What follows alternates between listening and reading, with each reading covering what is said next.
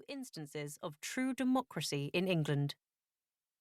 Clive hesitated, taking in the scene, then impulsively turned and made his way to a doorway that led from the foyer.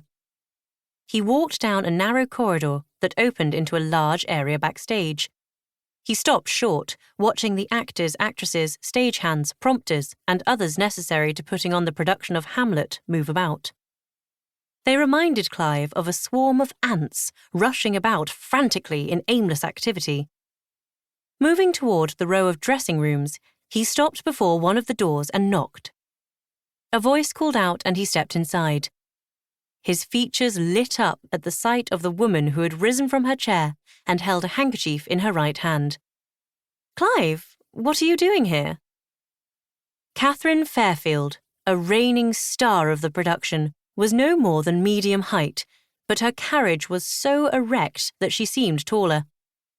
She was wearing a dress that was not intended to be particularly revealing, being fitted to the fair Ophelia in the play, an innocent young girl, but Kate's spectacular figure could not be concealed even beneath such a dowdy exterior.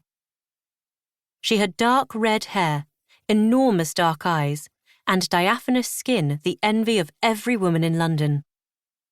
Just the sight of her had an effect that reached across the room, stirring him, but she repeated with a touch of irritation, "What are you doing here?" "I wanted to see you, Kate." "Well, you can't see me now. The performance starts in a few minutes." Clive moved forward and put his arms out, but Kate frowned and shook her head. "There's no time for that now." "But I haven't seen you in 4 days, Kate." Kate Fairfield was adept at handling men. It was her stock in trade. She smiled and put her hand on Clive's cheek. "After the performance, come back then." Disappointment swept across young Clive's face, but he knew her well enough to obey, so he left the room, closing the door behind him. Kate stared at the door and then laughed. "Young fool." Then she turned back for one final look at her makeup. A muffled announcement came to her, "Curtain, 5 minutes." She turned and stepped outside.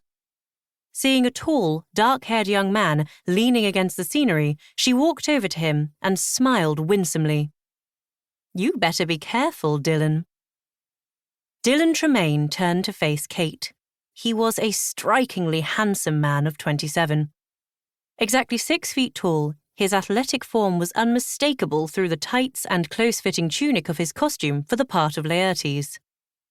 A lock of his glossy coal-black hair curled over his forehead. He had a wedge-shaped face, a wide mouth, and a definite cleft chin.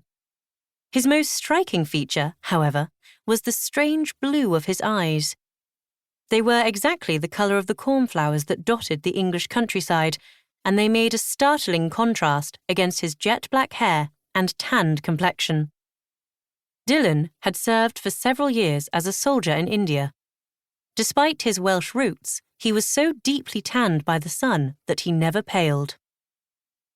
"And what is it that I need to be careful about, Kate?" he asked.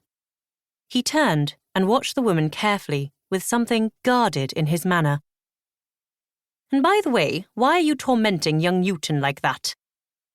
His voice was smooth, and his choice of words gave evidence of his Welsh blood. "He likes it, Dylan." "In love with you, eh?" "Of course he is. Every man is. Except you." Kate studied Dylan carefully. He was the one man she had encountered who had resisted her charm. He had become, in effect, a challenge to her womanhood. It amused her to toy with men, but Dylan had resisted her advances, and this piqued the ego of the actress. Actually, Kate did more than toy with men. Her mother had been abused by a series of men, and she made it her burning ambition to see that this never happened to her daughter. She'd set out to instill in Kate from the beginning that a woman must conquer men. Draw them by your beauty, then use them. Take what you can from men and laugh at them when you cast them off, was the advice she gave Kate, who learnt her lesson well. "You shouldn't torment the young fellow, Kate. I think it's green as grass he is." "It amuses me."